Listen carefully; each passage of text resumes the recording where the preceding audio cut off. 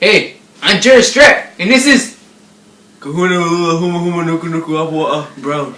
Today we got a special newscast for you, No. We're gonna be talking Napoleon, talking to people about Napoleon, but before that, we're gonna go Jameson with the weather. It's gonna rain!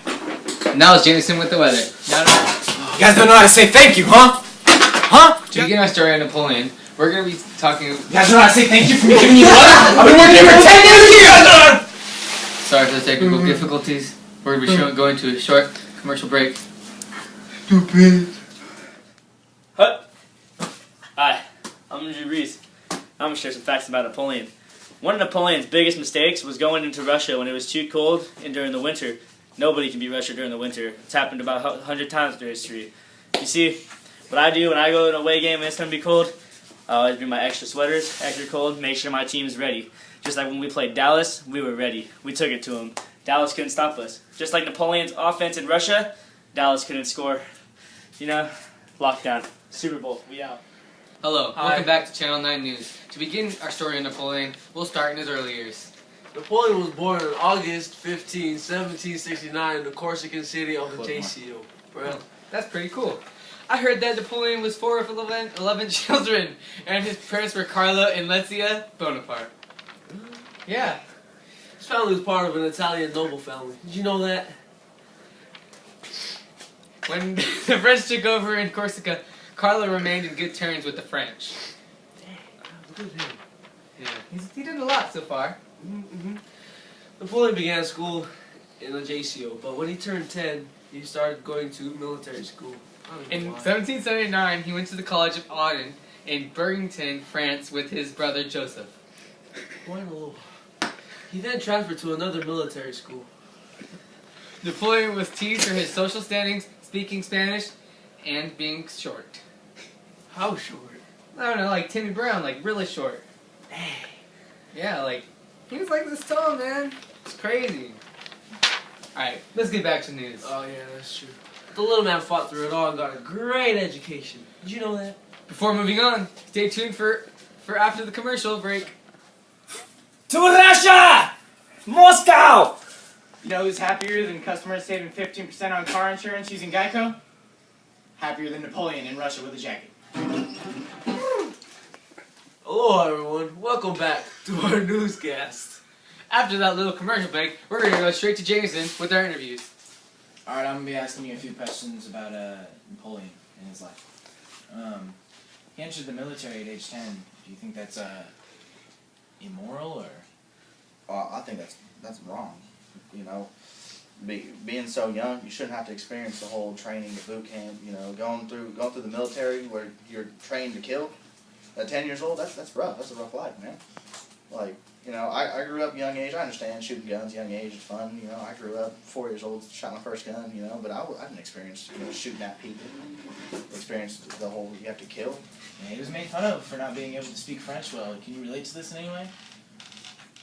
Well, I grew up, you know, I was raised at a real young age. When I first got my first words, I was in Texas. I was in Dallas, Texas, where the Cowboys suck. And, I got this accent, this southern accent. I grew up around, I moved, parents got a job transfer. I moved to, this little city here in California. I had this accent still, and kids made fun of me constantly. I feel them. Yeah. How do you feel about, what advice would you give him before him going into Russia? I would have told him to bring a sweatshirt, for sure. It was cold. I mean, there's not much else he could have done. I mean, he wasn't used to it. Do you think that there's anything you could have done with the materials that he had? He could have, to start a fire to keep warm, he could have put, little twigs of some sort, put them down on the floor, put a little gunpowder on it, then put some gunpowder in his musket, strike it, pop, and there's fire come out the end, light it, ignite the gunpowder, and bam, you got twigs on fire right there, keep the fire going. What little cloth he had, put that on the fire, they'll burn real quick. What a caring man. This man put a lot of emotion into his answers, and quite frankly, this is one of the better interviews. And now for our next interview, I'm going to be interviewing a long lost nephew of Napoleon's. His name is Timmy Brown. Sir. Sir. What We doing something? Sorry. I was Yeah. mesmerized by my I beautiful son. was asking you questions about Napoleon Bonaparte. Oh, my great uncle. Yeah. Yeah. Yeah. Great man. Wonderful. Strong, powerful, Yeah, beautiful looking, just like me. He was very he had a shorter stature than most men. How do you feel about that? Tell you something about my family. We may be short. There's no one better than us. You know, we're bench pressing 350, power cleaning 275.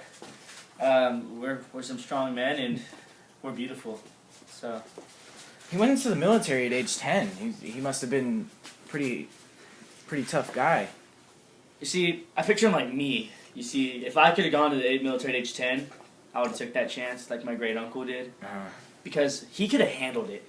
He was so strong mentally and physically, and he was like a god. Like he was on a pedestal, and everybody else is down here, like kind of how I am at school, because like nobody's close to me, because I'm just like the best. So just so Napoleon was too, you know. He That's was made fun of for not being able to speak French well in school. You see, the thing was though, he spoke Spanish because it was cool. Like speaking French, everybody did that. Like, why don't speak Spanish? I mean, be a hipster, you know?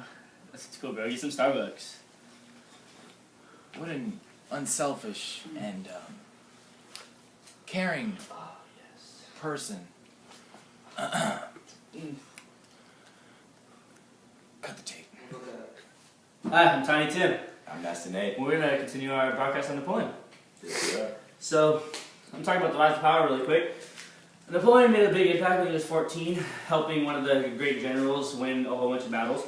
And he was then, after they were done, he was promoted to the commander of the French interior. He then went to Italy and took that over in a matter of weeks, which is a very hard feat for someone to do. After that, he went back to France. He was a hero. He was like a Superman. People were praising him, people loved him, and he was a big deal. So he took that power. I feel he took that a little prideful, and he wanted more. So he went after Egypt. Now, he didn't handle things in Egypt as well as he did in Italy. It took him a longer time to even get close to getting done with it, and he couldn't do it in the end. Almost like the Cowboys in all their football games. But he then had to go back to France. And he went back to France and took over the government. It was pretty good stuff. You took it down White House down south. The whole Channing Tatum shirt off, all that scene. Oh, just as if Timmy over here. And then, at the very end, when the sprinklers came down, he got all wet and. I'm feeling it, Timmy. Alright, Timmy, continue. you gotta do it. Continue, Nathan. Show the abs, Timmy. We'll do it later. Continue, Nathan. Timmy, you gotta show the abs. Nice. We're liking it. Okay.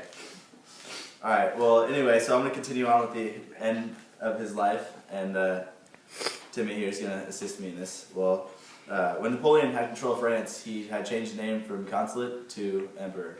Yeah, and then when Napoleon was emperor, he conquered most of Europe. He won a huge battle against the Austrian and Russian forces in the Battle of Austerlitz, which then gave him, in 1802, control of Europe to do whatever he wanted, really. There's only one thing in his way after that. This was Napoleon's prime before things had truly gotten bad, but his victories were short-lived. In March 1814, Paris founded a coalition. It was Britain, Prussia, Sweden, and Austria that collated in this. After this, Napoleon had to step down in April 1814. He was then exiled to a small island called Elba. But he was only on Elba for 10 months. He ended up making a big comeback and taking over power again. Huge comeback. But when he took over power this time, it wasn't that good. All the European forces was already ready to go against and fight him.